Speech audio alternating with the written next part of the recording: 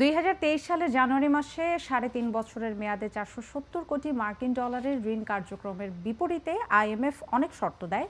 Reserve ছাড়া প্রায় সব শর্ত পূরণ করে ২ দফায় ২ কিস্তির অর্থ পেয়েছে বাংলাদেশ। এবার তৃতীয় কিস্তির পালা এবং ২ মাস পর অর্থাৎ আগামী জুনে যা পাওয়ার কথা। ডিসেম্বর পর্যন্ত ঋণের শর্ত কতখানি কি পূরণ হলো, তার মূল্যায়নের ভিত্তিতে এই কিস্তি ছাড় দেওয়া হবে কি হবে না, এই নিয়ে আলোচনা আজকের বার্তাকক্ষ থেকে।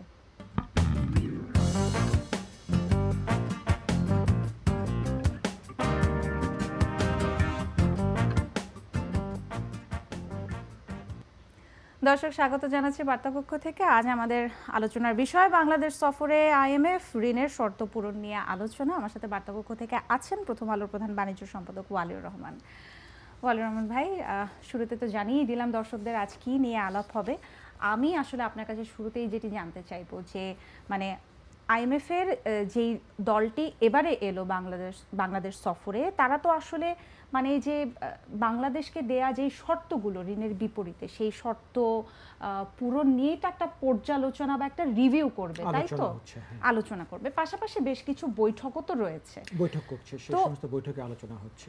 এখন একটা প্রশ্ন মাথায় চলেই আসে যে শর্ত পূরণের যে বিষয়গুলো, সেগুলো আমরা কতটা করতে পেরেছি এবং সেগুলোকে মাথায় রেখে পর্যালোচনা তো হবেই, সেটা আমরা পরবর্তীতে জানতেই পারবো। সেগুলোকে মাথায় রেখে তৃতীয় দফার যেই কিস্তিটা, সেটা আসলে আমরা পাবো কি পাবো না, সেটার সম্ভাবনা কতখানি, সবকিছু মিলিয়ে আপনার বিশ্লেষণ। এখানে মূলত যে ব্যাপারটা হচ্ছে যে যেহেতু আইএমএফ এর টাকাগুলো আসে কিস্তি, মানে বিভিন্ন কিস্তিতে আসবে, কিস্তিগুলো ছাড় করবে আইএমএফ, দেখবে যে শর্তগুলো যেগুলো দেওয়া হয়েছিল সেই শর্তগুলো কতটা পূরণ হয়েছে তার ভিত্তিতে, এবং সেই কারণেই আসলে এই ধরনের পর্যালোচনা হয়, আলোচনা হয়। এবারে বাজেট আগামী জুন মাসে বাজেট দেওয়া হবে, এক মাসেরও কম, মানে এক মাসের কিছুটা বেশি সময় আছে বাজেট দেওয়ার ক্ষেত্রে, এবং বাজেটের কাজ এখন চলছে। অর্থ মন্ত্রণালয়, বাজেট এবং সংশ্লিষ্ট যে সমস্ত মন্ত্রণালয় আছে তারা বাজেটের কাজ করছে এখন। এই বিষয়টাই আসলে দেখার জন্য এসছে যে আইএমএফ যে ধরনের শর্তগুলো দিয়েছিল সেই শর্তগুলো বাস্তবায়নের ক্ষেত্রে কি কি ধরনের পদক্ষেপ নিচ্ছে বাংলাদেশের পক্ষ থেকে নেওয়া হচ্ছে, সেই পদক্ষেপগুলো নিয়ে আসলে তারা মূলত দেখবে এবং এগুলো নিয়ে আলোচনা করবে যে এটা অন ট্র্যাক আছে কিনা, সব কিছু ঠিকঠাক মতো আছে কিনা। এখন আইএমএফের যে অর্থ, সেটা তো খুব বেশি পরিমাণ না, যে যে যে মানে কিস্তিগুলো দেয়া হয় সেটা খুব বেশি না, কিন্তু এটা যেহেতু বাংলাদেশের জন্য প্রয়োজনীয় একটা অর্থ, এবং এই সংস্কার কার্যক্রমটাই আসলে আইএমএফের মূল ফোকাসের ব্যাপার, যে তারা আসলে দেখতে চায় যে যে ধরনের সংস্কারগুলো করলে পরে বাংলাদেশের অর্থনীতি যে খারাপ অবস্থায় আছে বা ছিল সেখান থেকে বেরিয়ে আসবে, সেই সংস্কার কার্যক্রমগুলো আসলে কতটা সরকার বাস্তবায়ন করছে। আচ্ছা, এখন এক্ষেত্রে এই শর্ত, মানে বিভিন্ন রকম শর্ত দিয়েছে, সব মিলিয়ে 2026 সাল পর্যন্ত আইএমএফ এই টাকাগুলো দেবে, 7 কিস্তিতে টাকা দেওয়ার কথা। সো প্রতিটা কিস্তির আগেই কিন্তু দেখতে চায় যে ওই পার্টিকুলার সময়ের জন্যে যে ধরনের মানে কর্মসূচিগুলো আসলে বাংলাদেশ সরকারের করার কথা সেটা আসলে এটা তারা করছে কিনা। বর্তমানে যে মিশনটা আছে তারাও কিন্তু আসলে এই আগামী বেশ কিছুদিন ধরে আলোচনাগুলো করবে। এখানে তারা অর্থ মন্ত্রণালয় আছে, তারা বাণিজ্য মন্ত্রণালয়, বাংলাদেশ ব্যাংক, পরিকল্পনা মন্ত্রণালয়, মানে যারা সংশ্লিষ্ট যে ধরনের মন্ত্রণালয় বা সংস্থা আছে এদের সবার সাথে তারা এই বৈঠকগুলো করবে।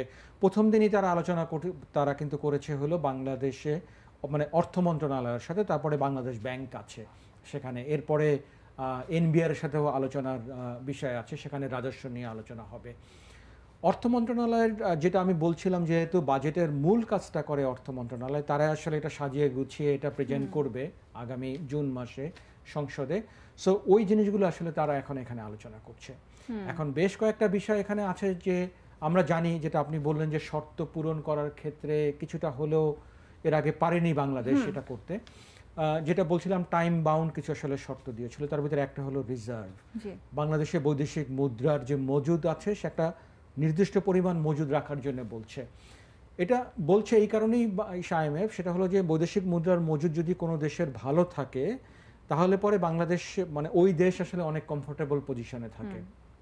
আমাদের আমদানি করতে হয়, পণ্য আমদানি করতে হয়, আমাদের বিভিন্ন উৎপাদন প্রক্রিয়া এটাকে বজায় রাখার জন্যে, আমাদের দৈনন্দিন অনেক খরচ এটা মেটানোর জন্যে।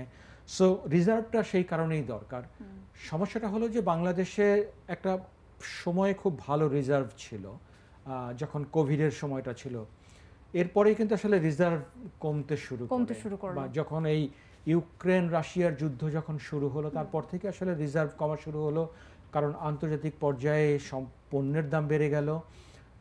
সো রিজার্ভ যখন কমতে শুরু করলো, আইএমএফের শর্তের একটা বড় কিন্তু বিষয় হলো যে বাংলাদেশে একটা সার্টেন পরিমাণ রিজার্ভ রাখতে হবে। বাংলাদেশ সেটা রাখতে পারেনি। এখন এইটা হলো একটা শর্তের একটা ঘাটতি আছে যেটা বাংলাদেশ পূরণ করতে পারেনি। এবারে আরও কিছু বিষয় আছে যেগুলো আসলে আলোচনা হবে, তার ভিতরে আরেকটা হলো রাজস্ব। আইএমএফের একটা হলো যে তুমি যে পরিমাণ আয় করো সেই পরিমাণ ব্যয় করো, তার মানে যদি তুমি ব্যয় বেশি ব্যয় করতে চাও, আয়ের পরিমাণটাও বাড়াও।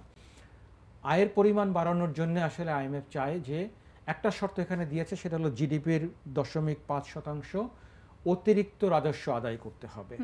এখন রাজস্ব আদায়ের ক্ষেত্রে বাংলাদেশ আসলে বরাবরই খারাপ। এবারও কিন্তু রাজস্ব আদায় খুব ভালো হচ্ছে না, এখন পর্যন্ত বেশ অনেকটা পিছিয়ে আছে।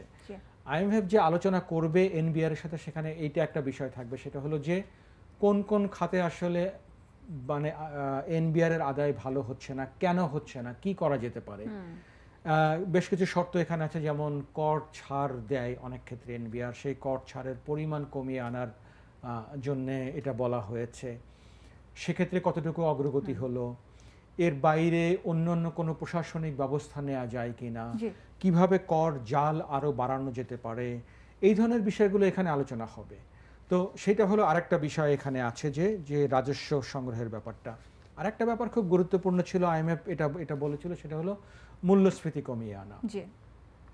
মূল্যস্ফীতি কমানোর ক্ষেত্রে আমরা জানি এই মুহূর্তে মূল্যস্ফীতি এখনো 9.5%-এর উপরে আছে।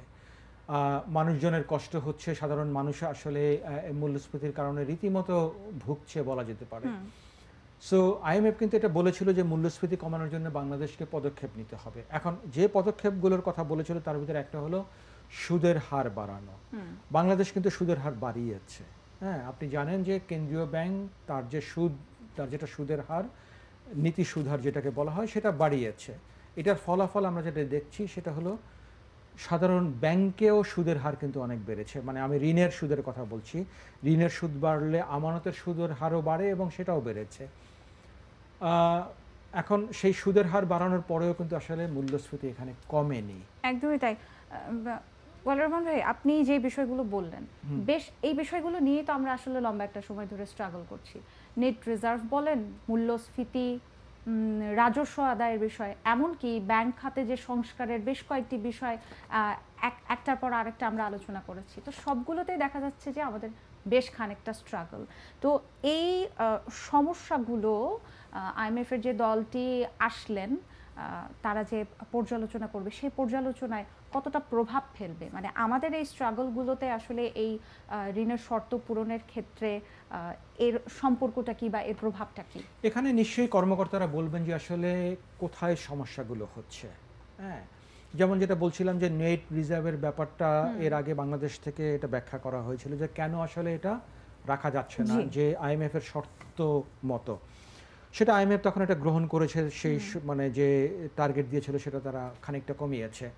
এখন এই বিষয়গুলো আলোচনা হবে। আইএমএফ তো এমন না যে তারা একটা ছড়ি নিয়ে দাঁড়িয়ে আছে এবং বাংলাদেশকে পেটাবে শর্ত পূরণ করতে পারেনি বলে। তারা নিশ্চয়ই শুনবে এবং তারা বুঝবে যে কোথায় কোথায় আসলে সমস্যাটা হচ্ছে, তারা পরামর্শ দেবে, তারা বলবে যে এই পদক্ষেপগুলো নিলে পরে সেটা বাংলাদেশের জন্য ভালো হবে।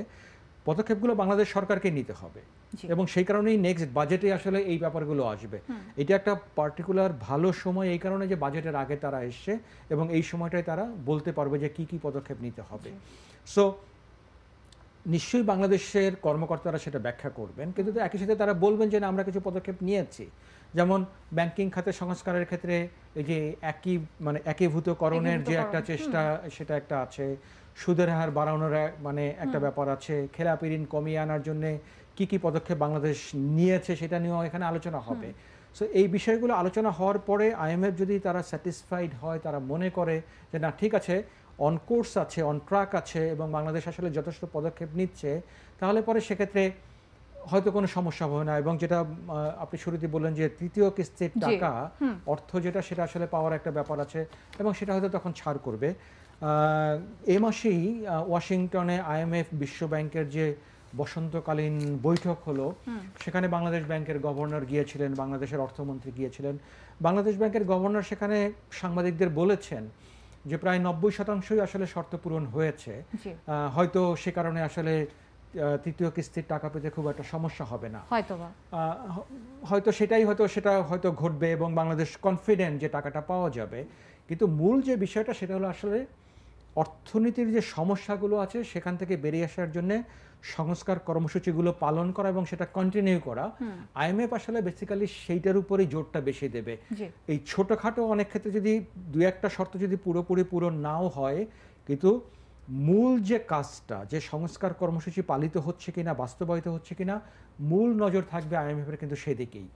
দেখা যাক আলোচনা বৈঠকে কি কি তথ্য বেরিয়ে আসে, সেসব নিয়ে নিশ্চয়ই আলাপ হবে। আজকে আমাদেরকে সময় দেওয়ার জন্য আপনাকে ধন্যবাদ। দর্শক, আমার সাথে আছেন ওয়ালিউর রহমান। আমরা আলাপ করলাম বাংলাদেশ সফরে IMF ঋণের শর্ত পূরণ নিয়ে আলোচনা। আপনি কি ভাবছেন আমাদের জানাতে পারেন কমেন্ট সেকশনে। আগামীকাল আবার অন্য কোনো বিষয় নিয়ে আলাপ হবে। ততক্ষণ সবাই নিরাপদে থাকুন, সঙ্গে থাকুন প্রথম আলোর। আর প্রথম আলোর সঙ্গে থাকতে ভিজিট করুন prothomalo.com, সাথে প্রথম আলোর ফেসবুক পেজ এবং ইউটিউব চ্যানেল। থাকুন ভালোর সাথে, আলোর পথে।